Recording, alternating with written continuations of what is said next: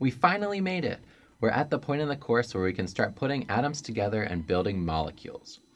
We're going to introduce the steps to building Lewis structures in this video. Gilbert Lewis first proposed the idea of a Lewis structure in 1916, and it still works for us today. There's a series of rules that I will be outlining and going through in this video, and there's a file posted. You can print those off to keep track while you're solving problems. The first example we're going to look at is PCl3, phosphorus trichloride. The first step in drawing Lewis structures is to count the total number of valence electrons that an atom brings. The valence electron count can be found directly from the periodic table. For my main group elements in my S and P blocks, the valence electron count is equal to the group number. So phosphorus in group 5 would bring 5 valence electrons. There is 1 phosphorus atom in my structure, so total contribution from phosphorus would be 5 electrons. Chlorine is in group 7. It will have 7 valence electrons. There are 3 of them, so it will bring 21 electrons to the table.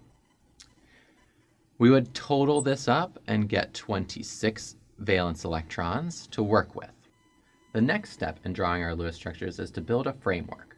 The framework is going to be determined by a little bit of logic, which we'll gain through practice, and following a couple rules. The least electronegative is most often found as the central atom.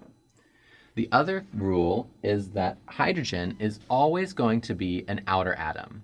It can only ever have one bond. Hydrogen has 1 valence electron, and it can only have 2 in its outer shell at most, so that means 1 bond. So we compare electronegativities of phosphorus and chlorine. We know from Falkenbrisp that phosphorus is the least electronegative of that grouping. It's also the farthest from fluorine, which is the most electronegative, so we can also look at it that way. So we'll put phosphorus at the center and 3 Cl atoms around it. Lewis structures don't tell me anything about molecular geometry or shape, so it's not necessary to be careful about bond angles or arranging these chlorine atoms in a particular way. Each of these bonds or lines represents 2 electrons. So at this point, I have used 2, 4, 6 electrons in bonding. So that means I have 20 electrons that I will at least initially place as lone pairs. So that brings us to step 3, is place any remaining electrons as lone pairs, beginning with outer atoms first. If there's multiple outer atoms, choose the most electronegative. Those elements will want those electrons more anyway. Here we don't have any choice but to add them to chlorine, so we're going to add 2, 4, 6, 8, 10, 12, 14, 16, 18. Once we've satisfied the octets on the outer atoms, we would add any remaining electrons to the central atoms. So there's 20. At this point, we're ready for step 4, which is to check my formal charge. Formal charge is equal to the valence electron count that a neutral free atom brings minus the sum of bonds and electrons in pairs. Let's look at chlorine as an example. The formal charge is equal to the number of electrons that a neutral free chlorine atom would bring to my structure. Chlorine has 7 valence electrons. We're going to subtract the number of bonds. It has 1 bond, plus the total number of electrons in pairs. It has 1, 2, 3, 4, 5, 6 electrons in pairs, so we have a formal charge of 0 on chlorine. Now let's look at phosphorus. Phosphorus brings 5 valence electrons.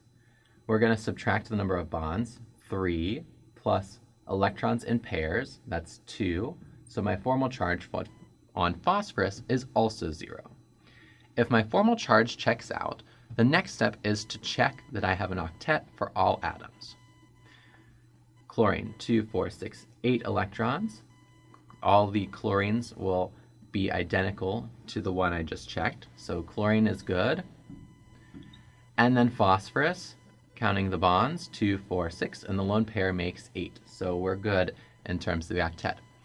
At this point, we have reached a structure that is, number 1, satisfying the octet rule for all atoms, and number 2, minimizing the number of charge centers. So we have deemed this structure to be stable and acceptable. And this is in fact the Lewis structure for phosphorus trichloride. Let's look at one more example. Let's take the molecule HCN, hydrogen cyanide. First, we're going to count valence electrons. Hydrogen brings 1 valence electron. There is 1 hydrogen atom, so this is 1 electron contributed from hydrogen. Carbon brings 4 valence electrons. There is 1 of them, so we'll have 4 electrons. And nitrogen brings 5 valence electrons. There is 1 atom, so that will be 5 electrons. Total, we're working with 10 electrons. Next, we build our framework, keeping in mind that the least electronegative element is going to be at the center, and we ignore hydrogen when we do this because hydrogen can only be an outer atom. So what's more electronegative, nitrogen or carbon? Nitrogen is more electronegative if we think about the trend moving across the period. So carbon will be my central atom.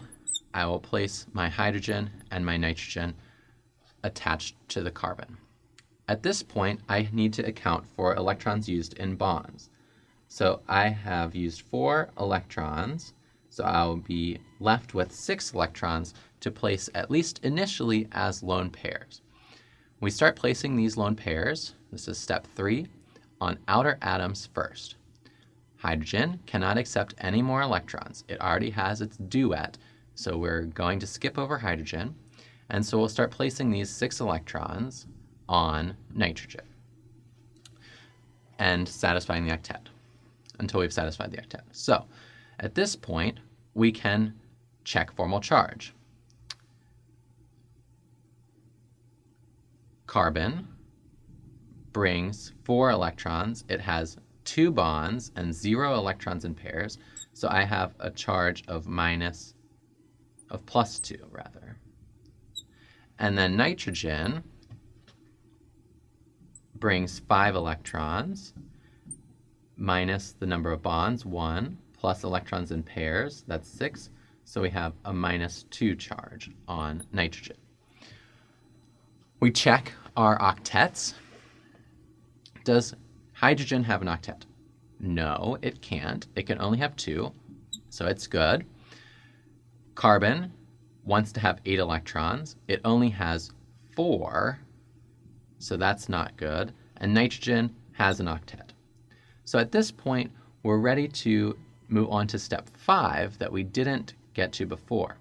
We can't accept this as a good Lewis structure because the octet rule is not satisfied for all atoms. So we need to move forward. Step 5 is to adjust the framework. There are a few adjustments that can be made. One is to move electron pairs from an atom with a negative charge to form a second bond between an atom with a positive charge or fewer than 8 electrons. So if we do that, we can take a lone pair and move it to be a second bond between carbon and nitrogen. That would give me a framework that looks like this. Still have 2 lone pairs on nitrogen. I can check my formal charges again at this point. I will have +1 and -1 if I follow through the formal calculation. And I still find that hydrogen is good. Carbon does not meet the octet. It only has 6 valence electrons that it sees. And nitrogen is still good. So we consider these adjustments again. Can I take another lone pair from nitrogen and place it as a third bond between itself and carbon? Carbon does not have 8 electrons, so it can accept this new bond, which leads me to this structure where I have a triple bond between carbon and nitrogen. I can check my formal charge. I will have formal charge of 0 on carbon and nitrogen, and I check my octets. Hydrogen is good with a duet. Carbon now has an octet, 2, 4, 6, 8 electrons. So each of those bonds in the triple bond counts as 2 electrons that carbon sees. Nitrogen, 2, 4, 6, and its lone pair makes 8.